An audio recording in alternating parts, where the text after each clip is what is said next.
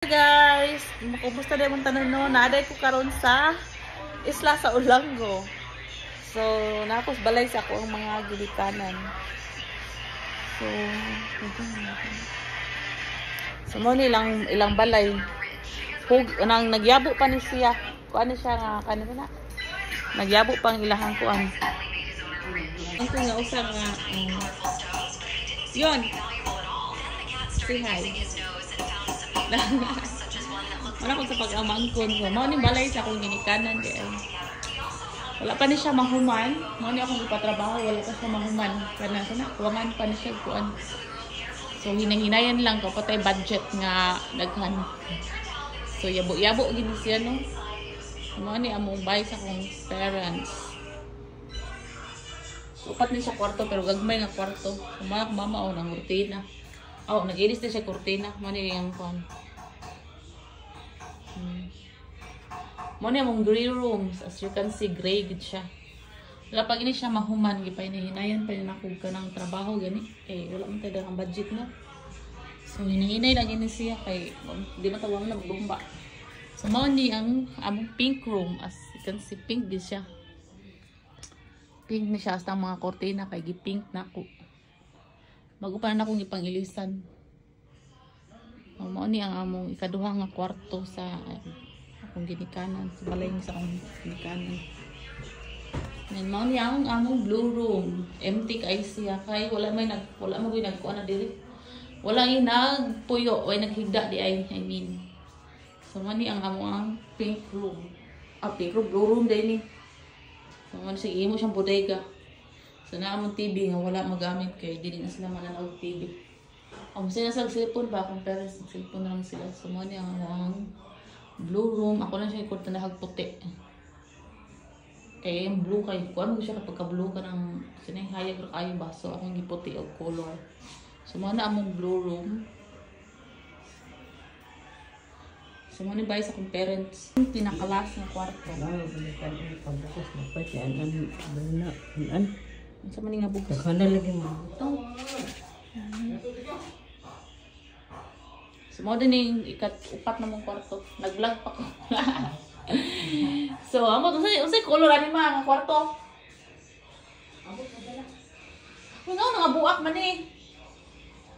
Hama? Nga nangabuak ni dai? Ay. Ay, Sa kuan eh. So, mo din ang kuan. Nasa daanan diri kay sa usahay ari mo akong papa. So mo siya gray lang hapon ako ang iyahang kurtina. So ako siya ipang-ilisan baguay lang. So mo ni siya. Samok-samok kini siya diri kay kanang sanay sila lang kung ako magpapa ra mo nagtuyo diri mo. Nya kanang walay kanang sa tawag ana, walay kanang kuan ba? Bang mga senior citizen. So yan diri sa kuan na sila pag Christmas kunuhay nga kana sa na pang Christmas nga kuan. So wala dili siya organized kay ako ra magumama diri maglimpyo-limpyo. Ya, mao ni siya nga. Di ba wala pa gini siya mahuman ang amo ang bay. Dili mahuman ang balay sa ako ang parents. So mao ni siya. Mao ni lang balay. Wala pa ni siya mahuman kanang diya kanang naay kanang naay kanang divider nga karaan. Ano ba nako diya butangan pa na siya partition bay tawag ana. Butangan pa nako siya partition pero ako pang gitiguman kay wala pay budget.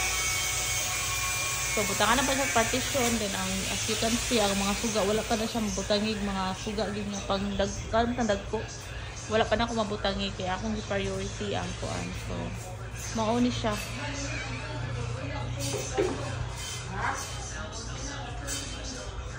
Mao ni siyang kuan. So as of now ang ambuso nang gibutangan og kana siyang mga kanang mga kabinet ba para partition. Pero butangan na pa nako partition sa ibabaw gyo kuan. So hopefully dili pa mahuman ang 2025 ma-partitionan na ako siya. Nagtigom pa.